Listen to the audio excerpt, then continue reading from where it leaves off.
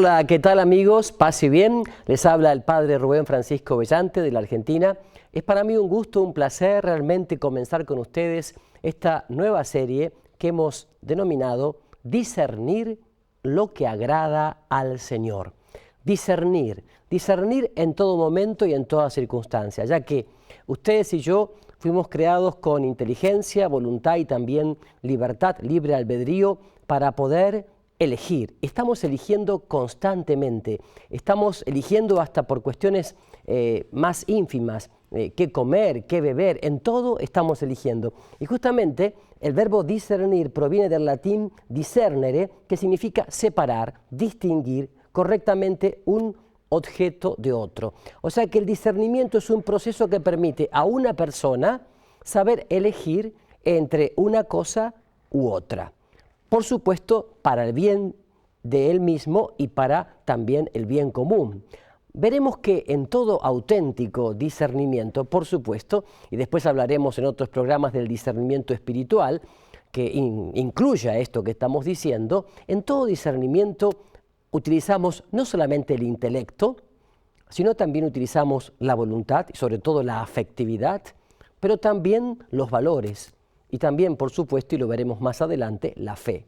Pero hablando de utilizar el intelecto, a veces, antes de decidirnos por algo, por ejemplo, una escuela para nuestros hijos, o un viaje a realizar, o un país donde nos han invitado por contrato a trabajar, solemos consultar a personas que saben, que tienen conocimientos, y a veces nos llenamos la idea de muchos datos sobre ese colegio, o sobre ese país, o sobre ese lugar. Pero si luego, por ejemplo, hablando concretamente del colegio, ¿no? Si luego vemos que, aunque esos datos a nivel mental, a nivel de datos, digamos, a nivel de intelecto, si bien es cierto que son correctos, sin embargo notamos que ese colegio, esa escuela para nuestro hijo es un tanto elitista. Y entonces allí nuestra parte volitiva, nuestra voluntad, nuestra afectividad dice no. El colegio es bueno, tenemos datos excelentes, sin embargo sentimos, experimentamos que no es lo bueno o no es lo que deseamos o no es lo que queremos para nuestro hijo. También suele ocurrir esto en un ámbito mucho más sencillo, la comida. Si sé que tengo colesterol, por ejemplo, sabré distinguir entre carnes rojas y pescado. Y por supuesto elegiré el pescado que afecta mucho menos a mi colesterol. En esto también, aparte de la parte intelectiva, como dije antes, la parte racional y de la parte volitiva, también entran los valores. Es decir, qué valores están moviendo mi vida. Concretamente, hablando de la comida, esta distinción entre las carnes rojas y el pescado, hay un valor, que es mi salud. Estoy priorizando el valor que tiene mi salud. Entonces, por eso elijo comer el pescado. Maravilloso. Vemos que en el discernimiento entonces entra en la parte intelectiva, racional, entra la parte afectiva, volitiva, si quieren. También entra en la parte de los valores que cada uno tiene, por ejemplo, en el caso de la salud. Y por supuesto, y no podríamos decir que no en esto, de una manera especial entra el tema de la fe. O sea, corazón y mente son importantes, claro que sí, porque si no diríamos que elegimos únicamente con la cabeza. Y sabemos que la mayoría de las veces elegimos con el corazón y a veces, por desgracia, solamente nos mueve la emotividad o la sensibilidad o el emocionalismo. Por eso a veces elegimos mal o tenemos un discernimiento equivocado, ¿no es cierto? Pero me parece importante destacar que además de la mente y del corazón, la decisión está marcada también por los valores, pero también está marcada por nuestra fe. Y aquí justamente hablando de eso, hablando del discernimiento marcado por la fe, tengo un texto que me parece interesante, que es Mateo 25, del 31 al 46. ¿Por qué? Porque un bautizado no olvida que servir a los demás, antes que servirse a sí mismo, o a las pequeñeces de sí mismo, o a las prioridades de sí mismo, en eso consiste justamente dar gloria a Dios y buscar el bien común. Entonces, a la hora de discernir y elegir, un cristiano, un bautizado, sabe que este punto es muy importante. Entonces la fe, atención, no modifica la estructura del discernimiento, sino que le confiere un significado especial, una luz nueva, le da un marco referencial maravilloso. Yo diría que le da una potencia maravillosa, pero no deja de incluir también la mente, el corazón, o sea, la voluntad, la afectividad y los valores, como dije antes. Porque además, desde la fe, cada bautizado sabe que entra dentro de un plan mucho más grande, que es el plan de Dios, ese proyecto original, único e irrepetible que el Padre Dios tiene para su vida. Entonces, a la hora de discernir, tiene en cuenta que Él no es una piedra arrojada al espacio, sino que es un hijo de Dios, amado de una manera original, única e irrepetible, y que el Padre Dios tiene entonces un proyecto para él que es original, único e irrepetible, y que en ese proyecto entra la realización personal, pero también entra el bien común que puede hacer a los demás. Y ahí entonces el discernimiento entra dentro de lo que es la vocación, el llamado. Vocación viene del latín vocare, que significa llamado. Un llamado que el Padre Dios me está haciendo a ser canal de gracia, a dejar huella en este mundo. Y ahí entonces el discernimiento ya no entra solamente en los vericuetos mezquinos de mi hipersensibilidad o mi egocentrismo o mi individualismo o mis intereses personales, sino que también entra dentro de lo que es ese plan de Dios en la vocación llamado a servir, siendo sal de la tierra, luz del mundo, levadura en la masa, en cada ambiente, en cada lugar. Entonces, qué importante, porque la afectividad, el intelecto, la fe van juntos. La fe ilumina, por ejemplo, el intelecto, pero también purifica la afectividad de todos los apegos desordenados. Es maravilloso, porque seguimos usando el intelecto, seguimos usando la afectividad, pero el intelecto ahora tiene una luz nueva, maravillosa, un horizonte más amplio, y la afectividad tiene una purificación que hace que esté desapegada del propio ego y también de los demás. O sea, no digo desamorado, sino desapegado. Qué interesante, porque esto nos va llevando a descubrir la noción del discernimiento espiritual. ¿Qué decimos cuando afirmamos discernimiento desde un punto de vista espiritual? Y ya en el Nuevo Testamento, en la Nueva Alianza, vemos la realidad del discernimiento espiritual en su realización práctica. Jesús es signo de contradicción, Lucas 2:34, algunos lo aceptan, otros lo rechazan. Lo que sí queda claro que para ninguno es indiferente la persona o la figura de Jesús. Además, reconocen en su persona y en su obra la presencia del Dios Todopoderoso, el poder del Espíritu Santo y la derrota del espíritu del mal. Esto está claro. Otros siguen escudriñando las Escrituras, pero justamente no entienden. Miran lo que pasa, miran lo que sucede, pero no llegan a entender. Saben que las Escrituras hablaban del Mesías, del Salvador, pero no entienden, no captan. Dice San Juan 1:5, la luz brilla en las tinieblas y las tinieblas no la comprendieron. Qué maravilla, ¿no? Ahí tenemos un aspecto importante, cerrarse a la presencia del Espíritu Santo a la hora del discernimiento espiritual. También el Nuevo Testamento utiliza las palabras discernir y discernimiento. El verbo diakrinein en griego significa separar una cosa de otra. Por ejemplo, 1 Corintios 4:7, San Pablo habla de eso. También 1 Corintios 11:29 o Hechos de los Apóstoles 15:9. Y también significa pronunciar un juicio sobre un pleito, sobre una cuestión, como aparece en 1 Corintios 6:5, o evaluar la situación que está viviendo una persona, como en Mateo 16:3, 1 Corintios 11:31. Y el sustantivo diacrisis significa separación, distinción, contraste, evaluación, explicación. Qué lindo, porque San Pablo nos habla de discernimiento de los espíritus, es decir, ese discernimiento que nos hace neumáticos, personas abiertas a la acción del Espíritu, no sárquicos, personas cerradas en los criterios de la carne, del mundo, de lo mundano, ¿no? Entonces San Pablo habla de este neumáticos en 1 Corintios 12:10, 1 Corintios 12:10, también del discernimiento entre el bien y el mal, está en la carta a los Hebreos 5:14, y de la evaluación de las opiniones en Romanos 14:1. Perdón por tantas citas, pero son necesarias para fundamentar el tema del discernimiento del cual quiero hablar en esta serie. Otro verbo en el Nuevo Testamento utiliza con frecuencia, está utilizado frecuentemente, es dokimasein, que significa probar, examinar y ensayar, que también se usa como discernimiento. Aparece en 1 Corintios 12:10 y 1 Tesalonicenses 5:21. Es preciso, dice, examinar a los diáconos para averiguar sus cualidades morales y religiosas. Eso está en la primera carta de Tito 3:10. La vida del ser humano está sumisa al juicio de Dios.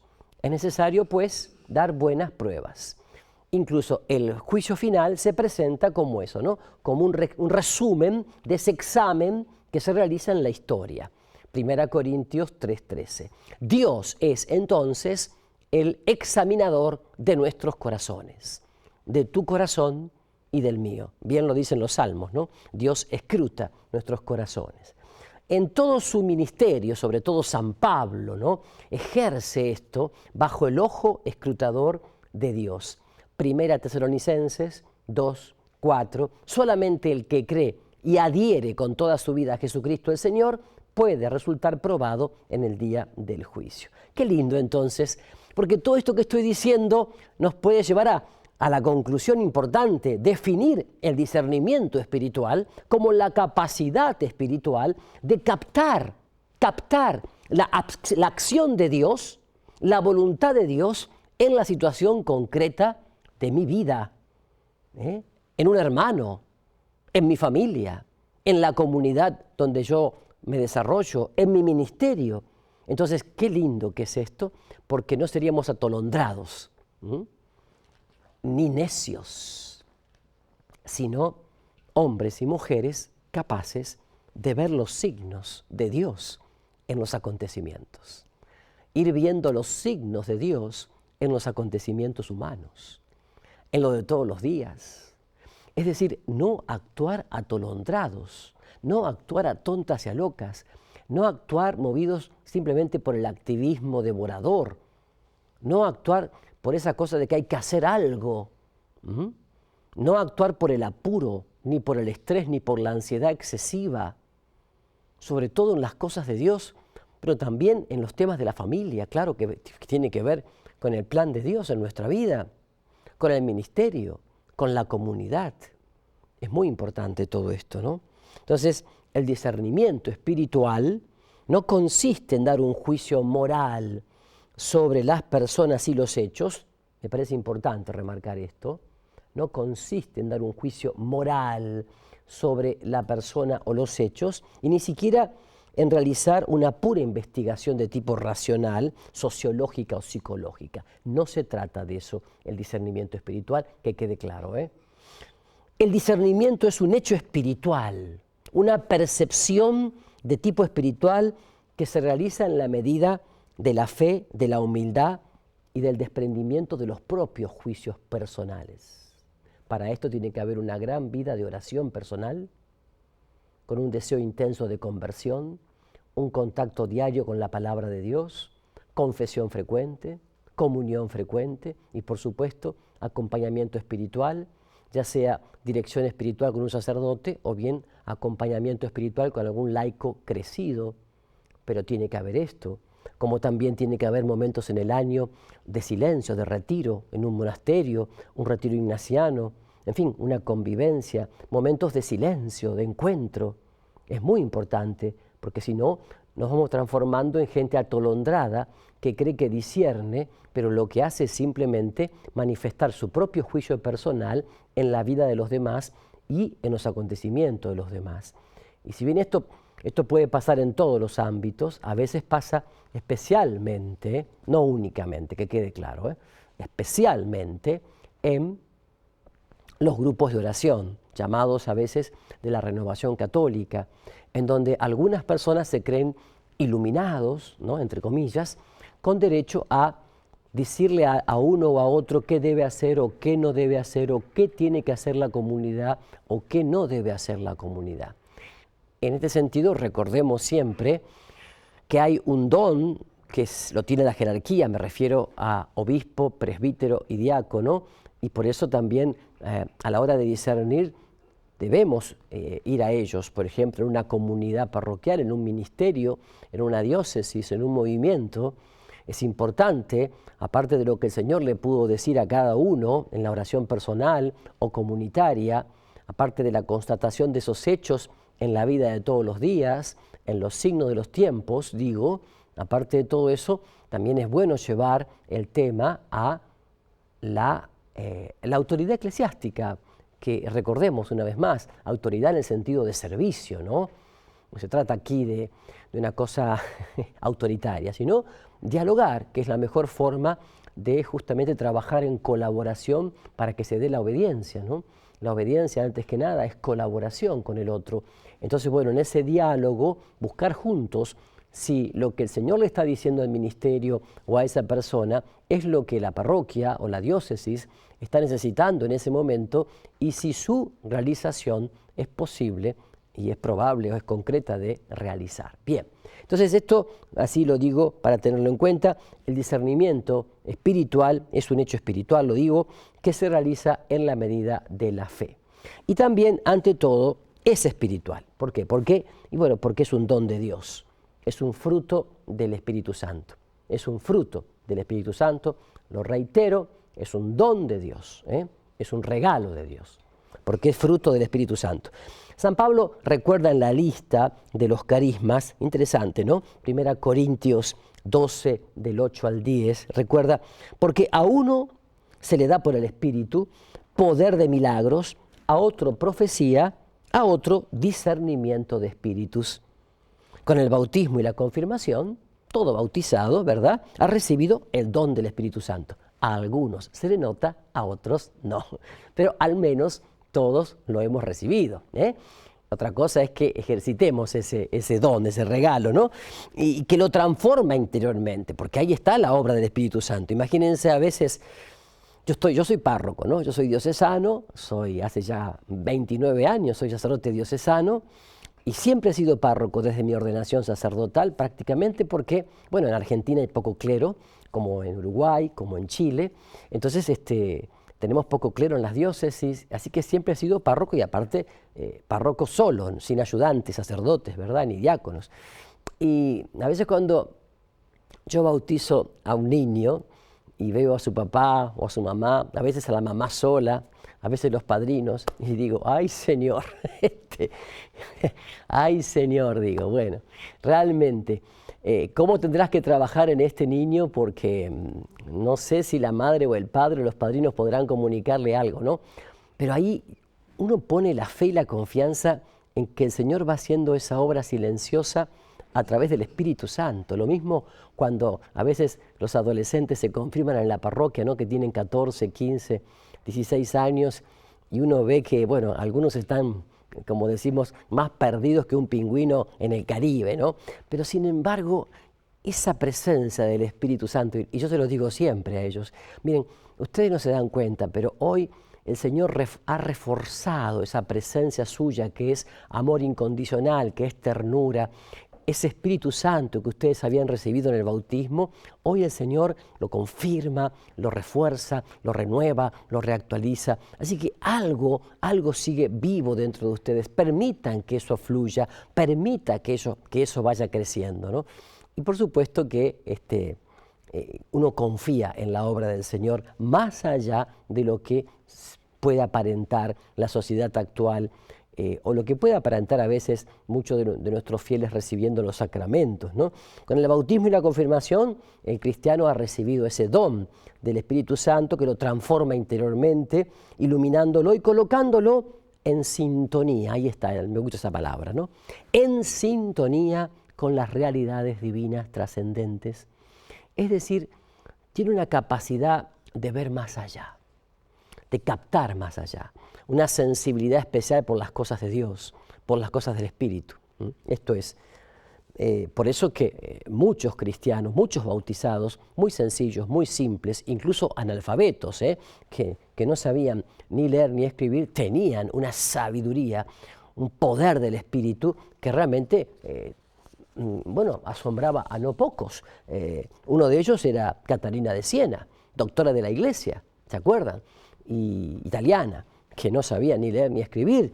También Santa Teresa de Ávila, la española, que aunque sí sabía leer y escribir y leía muchas novelas de caballería, ella no había estudiado teología y realmente es doctora en teología mística, ¿no? Y así también se habla de Santa María Maxarello, ¿no?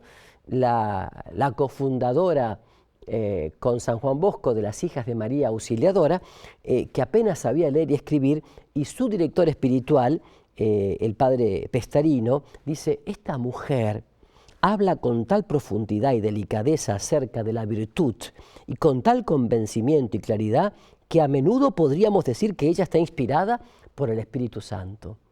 Incluso Santa Teresita del Niño Jesús, la francesa, la de Lisieux, sabe presentarse en su autobiografía, Historia de un alma, sabe presentarse ante la realidad siempre con una actitud investigadora.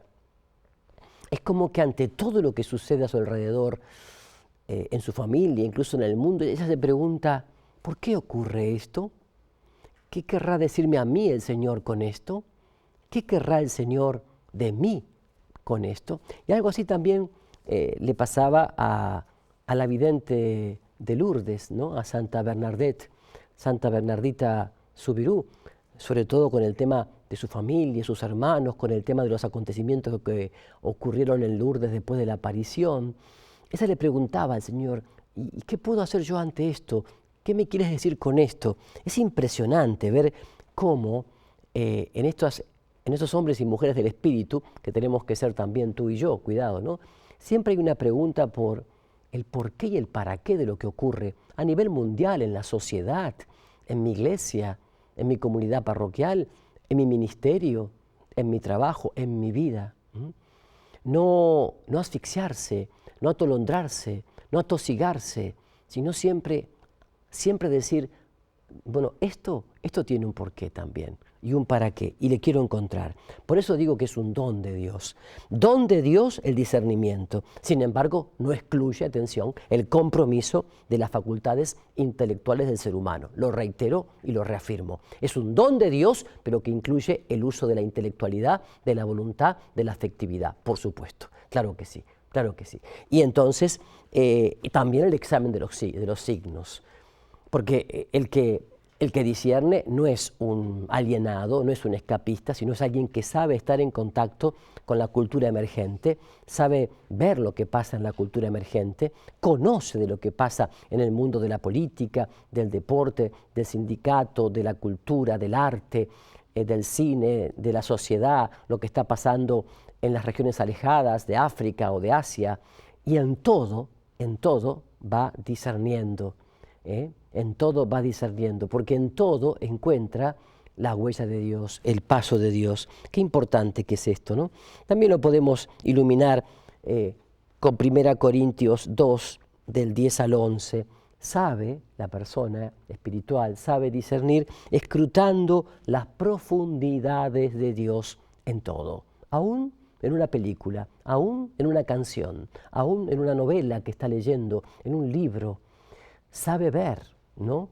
En un paisaje, en unos días de vacaciones, sabe ver, en un momento de oración, leyendo las páginas de un periódico, mirando un noticiero por TV, sabe ver por dónde está pasando Dios, porque esa persona sabe mirar con la mirada del Padre Dios. Qué interesante. Sabe escrutar.